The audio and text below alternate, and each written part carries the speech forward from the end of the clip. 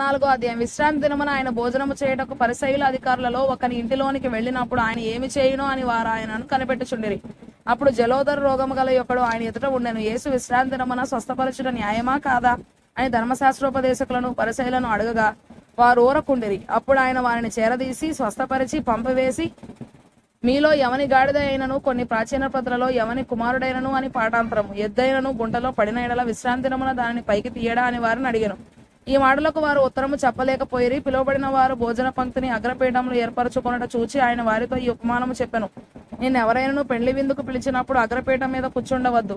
ఒకవేళ నీకంటే గనుడు అతని చేత పిలువబడగా నిన్నును అతనిని పిలిచిన వాడు వచ్చి ఇతనికి చోటిమ్మని నీతో చెప్పును. అప్పుడు నీవు సిగ్గుపడి కడపడి చోటున కూర్చుండ సాగుదువు. అయితే నీవు పిలువబడినప్పుడు నిన్ను పిలిచిన వాడు వచ్చి, స్నేహితుడా పై చోటికి పొమ్మని నీతో చెప్పులాగునా, నీవు పోయి కడపడి చోటున కూర్చుండుము. అప్పుడు నీతో కూడా కూర్చుండు వారందరి ఎదుట నీకు ఘనత కలుగును. తను తాను హెచ్చించుకొని ప్రతివాడును తగ్గింపబడను, తను తాను తగ్గించుకొని వాడు హెచ్చింపబడనని చెప్పాను.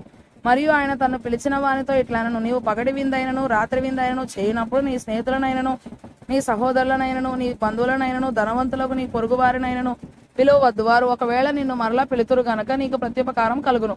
అయితే నీవు విందు చేయునప్పుడు బేదలను, అంగహీనులను, కుంటివాండ్రను, గ్రుడ్డివాండ్రను పిలువుము. నీకు ప్రత్యుపకారము చేయుటకు వారికి ఏమీ లేదు గనక నీవు ధన్యుడవగుదువు.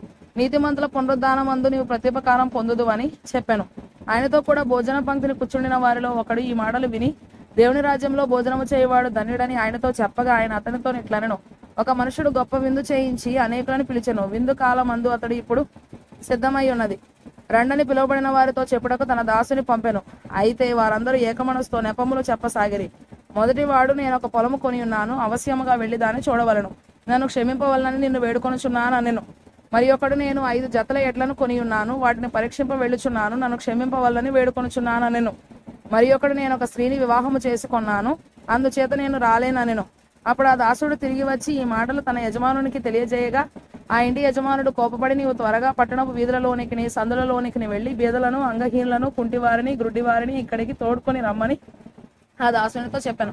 అంతటా దాసుడు, ప్రభువా నీవు ఆజ్ఞాపించినట్టు చేసితని గాని ఇంకనూ చోటున్నదని చెప్పాను. అందుకు యజమానుడు, నా ఇల్లు నిండునట్లు నీవు రాజమార్గములలోనికి కంచెలలోనికి వెళ్లి లోపలికి వచ్చుటకు అక్కడ వారిని బలవంతము చేయుము. ఏలయనగా పిలువబడిన మనుషులలో ఒకడును నా విందు రుచి చూడడని మీతో చెప్పుచున్నానెను.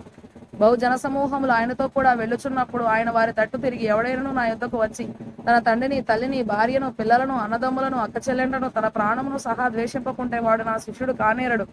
మరియు ఎవడైనను తన సిలువను మోసుకొని నన్ను వెంబడింపని ఎడల వాడు నా శిష్యుడు కానేరడు.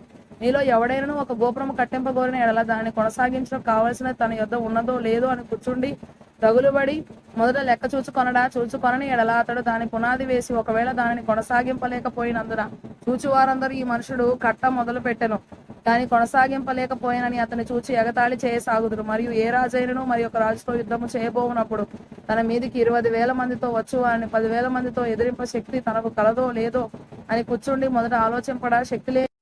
శక్తి లేని ఎడల అతను ఇంకనూ దూరముగా ఉన్నప్పుడే రాయబారం పంపి సమాధానము చేసుకొని చూచును గదా. ఆ ప్రకారమే మీలో తనకు కలిగినదంతా విడిచిపెట్టని వాడు నా శిష్యుడు కానేరడు. ఉప్పు మంచిదే గాని ఉప్పు నిస్సారం అయితే దేని వలన దానికి సారం కలుగును? అది భూమికైనను ఎరువుకైనను పనికిరాదు గనక దానిని బయట పారవేయుదురు. వినుటకు చెవులు గలవాడు వినుగా కాని వారితో చెప్పెను.